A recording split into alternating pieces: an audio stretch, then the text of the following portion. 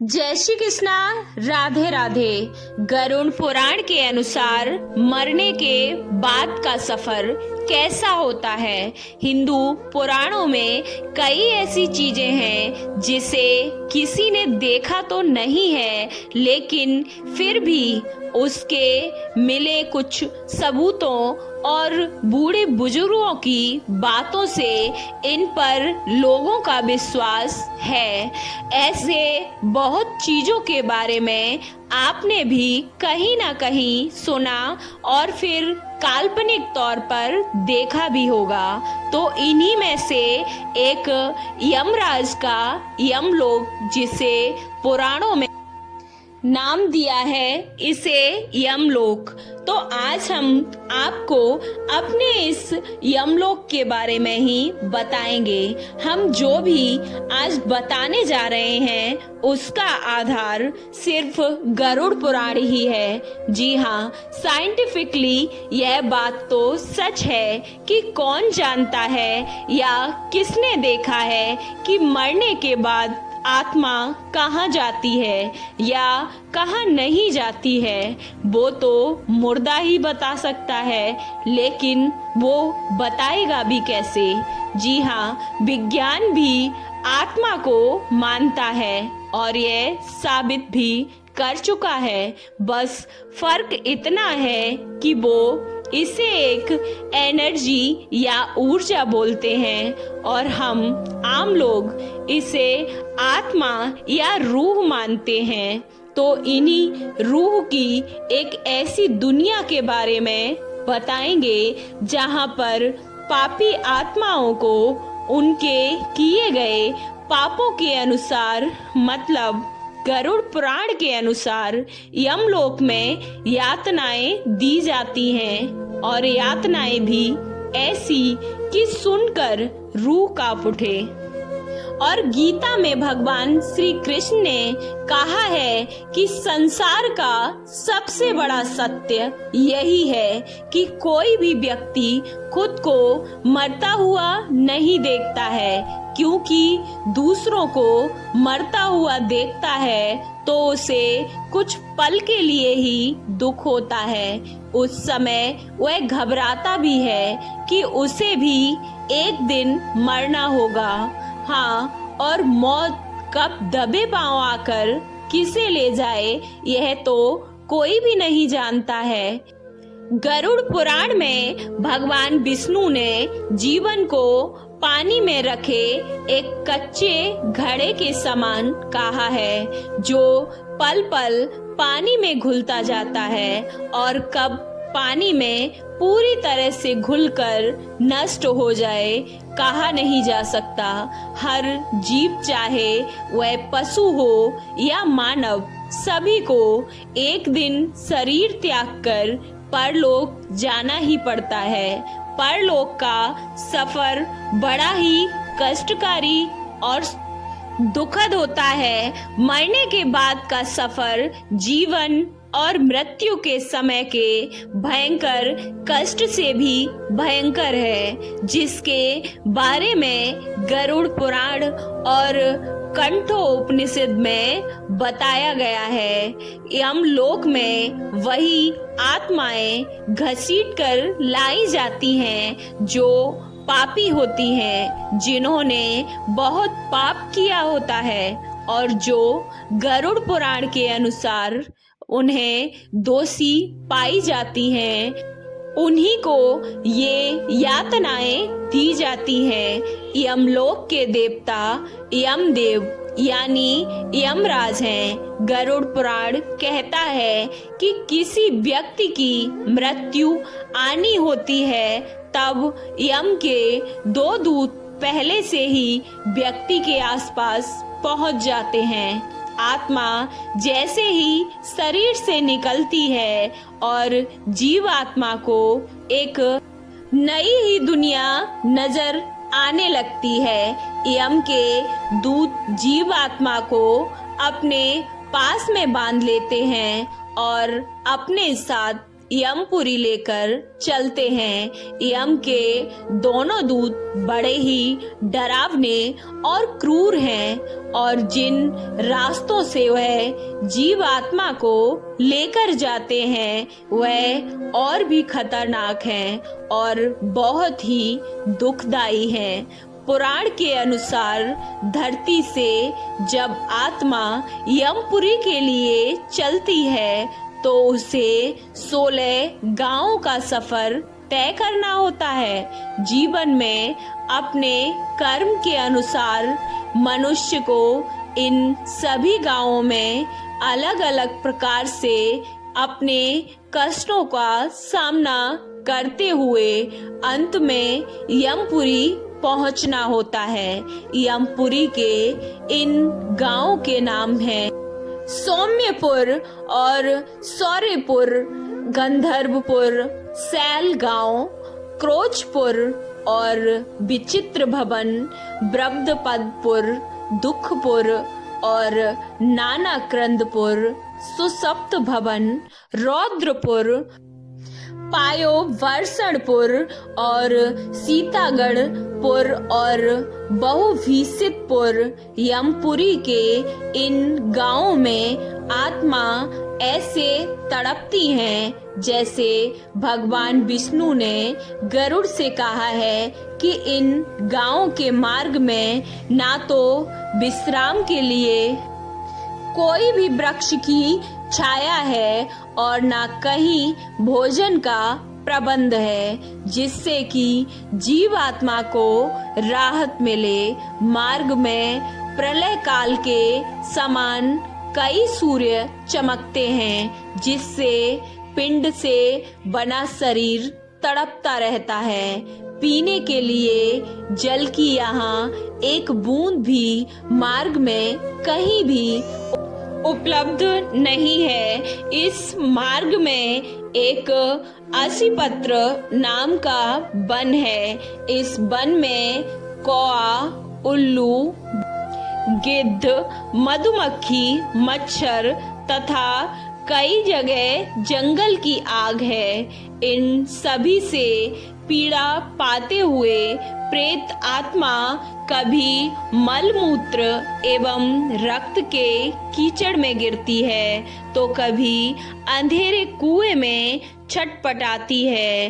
One के पेड़ों के पत्ते तलवार जैसे हैं जिससे जीवात्मा घायल होती है और अपने परिजनों को याद करके रोती है। आत्मा के पापों की सजा चित्रगुप्त जी तय नहीं करते। आत्मा को किन किन पापों के लिए क्या क्या सजा दी जानी चाहिए ये सिर्फ और सिर्फ गरुड़ पुराण तय करता है। उसी में इन सब सजाओं का विस्तार से वर्णन किया गया है। तो आइए हम भी जानते हैं उन सजाओं के बारे में। गरुड़ पुराण के अनुसार कैसा है। यम पुराण में जब गरुड़ भगवान विष्णु से पूछते हैं कि इन तीनों लोकों में यमलोक का कितना क्षेत्र है, इनका विस्तार से मुझे बताइए कि किन किन पापों की क्या क्या सजाएं होती हैं तथा किन शुभ कर्म के प्रभाव से उसे स्वर्गलोक नसीब होता है। तब भगवान विष्णु पक्षीराज गरुड़ का जवाब देते हुए बोलते हैं, पक्षीराज, यमलोक का विस्तार क्षेत्रफल 86 योजन है। यह दूरी को मापने की एक तरकीब है। यह दूरी को मापने की एक प्राचीन वैदिक इकाई है। हम आपको बता दें कि आज के समय से तुलना करें तो एक योजन 1000 किलोमीटर के बराबर माना जाता है। वहीं यमलोक के मार्ग की बात करें तो विष्णु जी गरुड़ जी को समझाते हुए बोलते हैं कि यमलोक का मार्ग धरती से ही होकर गुजरता है। यमलोक का यह मार्ग जलते हुए लावा की तरह है, जो कि देखने में महा भयंकर होता है। यमलोक के मार्ग कांटों से भरा हुआ होता है और भूमि मानो अग्नि लावा की तरह गर्म है। यहाँ ना तो कोई वृक्ष की छाया है और ना ही जल दिखाई देता है, और दूसरी तरफ कुछ और आगे चलकर दर्दनाक ठंड से उस जीवात्मा कांप उठती है। उस मार्ग पर जाने वाली आत्मा दया की भीख मांगती है, गुहार लगाती है। विष्णु जी कहते हैं, गरुड़ पुराण के अनुसार जिसका जैसा कर्म होता है, जैसा पाप होता है, उसे उतनी ही यातनाएं झेलनी होती हैं। वहीं दूसरी तरफ जिसके कर्म अच्छे होते हैं, उसके लिए यह मार्ग कठिन नहीं होता। उसे यह मार्ग स्वर्ग की तरह प्रतीत होता है। पुण्य आत्माएं जिसने धरती पर दान, पुण्य और बहुत सारे पुण्य कर्म किए हैं, उसे वो इस मार्ग पर उपस्थित सभी सुगम लगती हैं। ऐसी पुण्य आत्माएं स्वर्ग जाती हैं और उनका अप्सराएं तथा गंधर्व स्वागत करते हैं। पुराण ये भी बताते हैं कि यमलोक की रचना विश्वकर्मा ने की है और विश्वकर्मा की बेहद कठोर तपस्या से यह भूलोक बना है। विष्णु जी यमलोक की यम व्याख्या करते हुए उसके महापद के बारे में बताते हैं और कहते हैं कि यमलोक के 4 द्वार हैं। यमलोक की दक्षिण और दक्षिण पश्चिम में यमराज जी की यमपुरी है। यमराज की यमपुरी कहते हैं जिसको, जो वज्र की तरह शक्तिशाली और अभेद है। इसमें यमराज की आज्ञा के बिना किसी को भी प्रवेश कर पाना असंभव है। यहाँ न सिर्फ बड़े से बड़ा असुर बल्कि देवता तक भी यमराज की आज्ञा के बिना यमलोक में प्रवेश नहीं पा सकते हैं। यमपुरी में प्रवेश के लिए 4 द्वार हैं। यमपुरी बिजली के समान चमकती हुई तथा सूर्य के समान तेज प्रतीत होती है। इस यमपुरी में यमराज और उनके सभी दूतों के भवन हैं। यमपुरी के बीचों बीच चित्रगुप्त का दिव्य और आलीशान भवन है। ये भवन बड़ा ही मनोहर और ध्वजों से सजा हुआ है। आने जाने वाले सैकड़ों गलियों वाले इस भवन में लगातार वाद्य यंत्रों की आवाज गूंजती रहती है।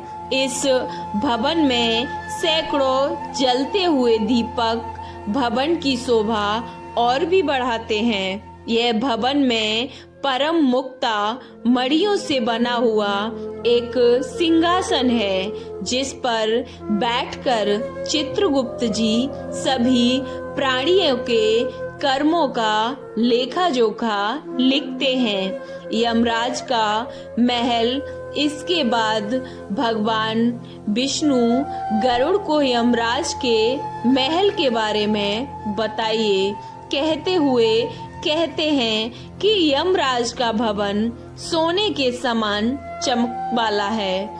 हजारों योजन में बने इस भवन को लाखों मड़ियों और पताकाओं से सजाया गया है।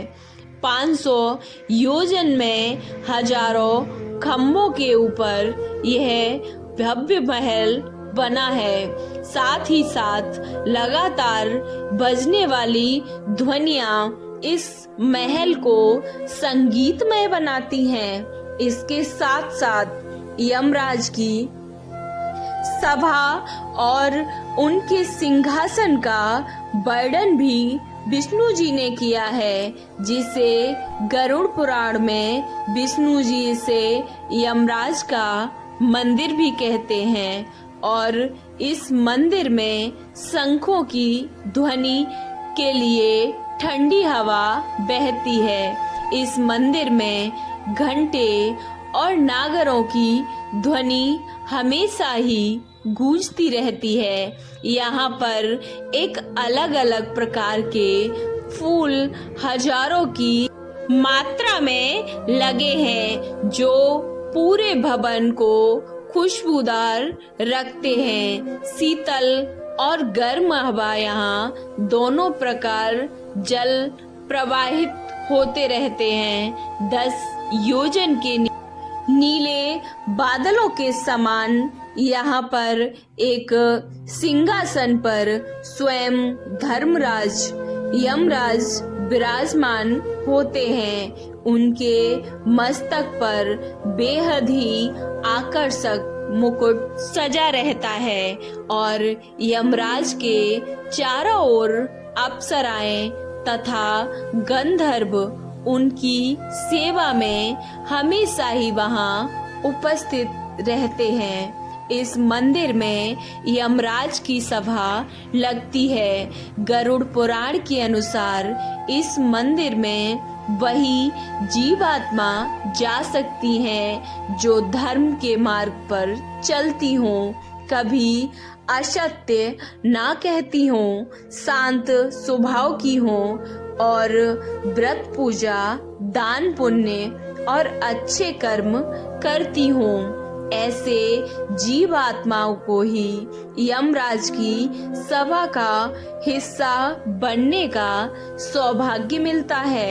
यमराज ऐसी आत्माओं के साथ मित्र के समान आचरण करते हुए नजर आते हैं, उन्हें सिंहासन देते हैं और नमस्कार भी करते हैं। इस सभा में चित्रगुप्त सहित कई महान ऋषिगण और मुनि ज्ञानी तपस्वी रहते हैं। तो सनातन धर्म को मानने वाले इस पर विश्वास और निष्ठा भक्ति भाव रखने वाले ही इसे मानते हैं, वरना न मानने वालों के लिए महज यह एक कल्पना मात्र ही मानते हैं। आपको ये कहानी कैसी लगी?